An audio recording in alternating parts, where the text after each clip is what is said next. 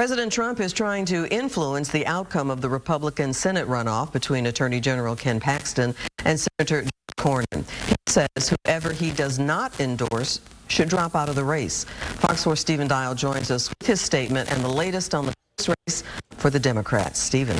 It was a roller coaster primary night with a lot of twists and turns and a few drops. Now President Trump going on the record saying that he will endorse in the Republican Senate race. Character is on the ballot. Ken Paxton doesn't believe that that matters.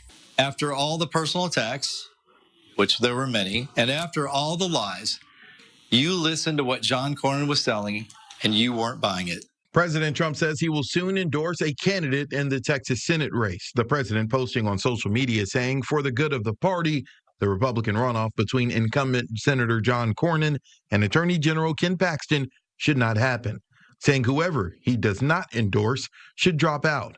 I talked to SMU political scientist Matthew Wilson. If President Trump, like you mentioned, endorses John Cornyn, do you think Ken Paxton will actually drop out of the race just because Donald Trump said you should drop out of the race? Whether he would actually swallow his pride and make that statement, that's a tough call. But I do think that if Trump is aggressively and enthusiastically in Cornyn's corner, it will be hard for Paxton to prevail over that. On the Democrat side, State Representative James Tallarico defeated Dallas Congresswoman Jasmine Crockett. We are not just trying to win an election. We are trying to fundamentally change our politics. No matter what, whether it's Ken Paxton or John Cornyn, anyone would be better. Tallarico did well with Hispanic voters in Central Texas, South Texas, and out west in El Paso. Crockett won Dallas, Tarrant, and Harris counties with a strong showing among black voters. I asked Matthew Wilson if Tallarico could win over the black vote in November. There's no question that the majority of black voters are going to support him in November. That's a certainty.